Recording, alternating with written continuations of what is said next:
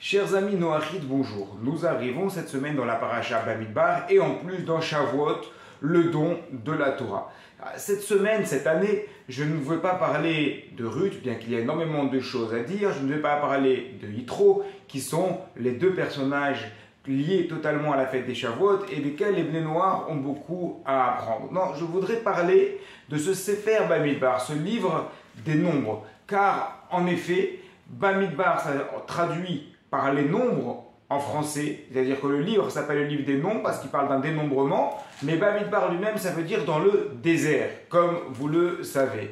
Savez-vous qu'il y a le livre de Bamidbar pour les Bnei Israël, mais qu'il y a également le désert pour les nations? Comment cela? Eh bien, j'ai pris le Sefer Yecheskel, le livre de Ézéchiel. Nous sommes au chapitre 20, au verset 35, et là, Kadosh Baruch Hu parle aux Bnei Israël et il dit comme ça: Veveti etrem el midbar ha'amim, je vous amènerai vers le désert de peuple. Venishpati etrem sham, je vous étendrai là-bas. Panim el panim, face à face. Attachons-nous au début du verset. Je vous enverrai dans le désert des peuples. Alors, il y a un désert qui a existé pour les Bnei Israël, Bamidbar, qui était entre l'Égypte et la terre d'Israël, mais il y a également le désert des peuples. Qu'est-ce que ça signifie? Le Radak explique que Yecheskel, comme c'est souvent le cas, parle des temps futurs. Dans le futur, je vous prendrai, vous les Bnei Israël.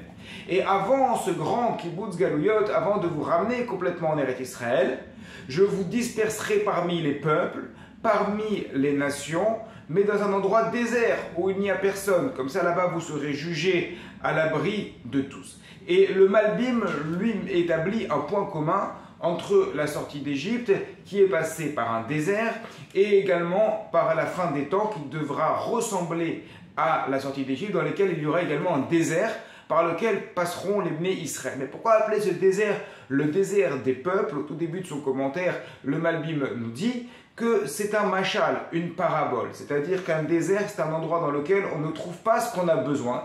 Et bien ainsi, les Bnei Israël, quand ils vont parmi les nations, ils sont dans le désert, dans le sens qu'ils ne trouvent pas ce qu'ils ont besoin. Qu'est-ce que l'on a besoin en tant que Bnei Israël? On a besoin de la Torah. Alors à partir de là, donc, ce commentaire très intéressant, je vous invite à regarder, je répète, chapitre 20, verset 35 dans le livre d'Ézéchiel. Il faut regarder avec le contexte qui est autour et l'étudier, c'est très intéressant. Mais je voudrais vous proposer une idée personnelle à partir de là.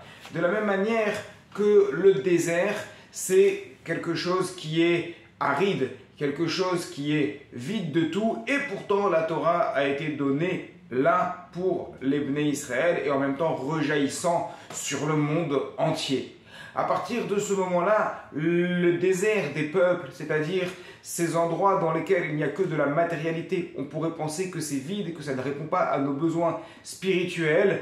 Nous avons la possibilité, les Bnei Noach ont la possibilité de faire fleurir le désert, de permettre dans le désert qu'il y ait des arbres, qu'il y ait des plantes, et je parle bien entendu Bederech Machal, c'est-à-dire avec des allusions.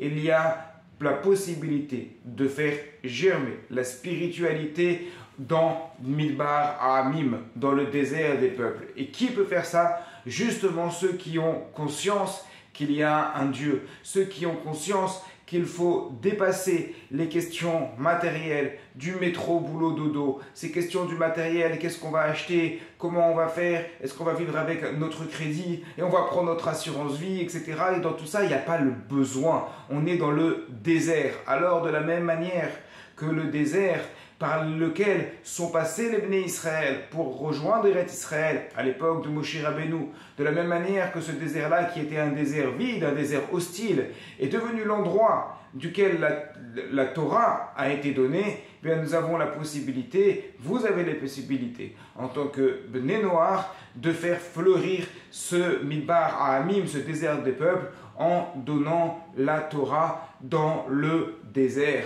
dans le Midbar Ha'amim. Voilà cette petite réflexion basée sur ce verset de Yecheskel. Bamidbar, nouveau livre, nouveau Sefer Torah, et en même temps Midbar Ha'amim, le désert également pour les nations et pour les Bnei Noach. Shabbat Shalom et Chag Sameach à toutes et à tous nos amis Noachid à l'approche de cette fête de Shavuot.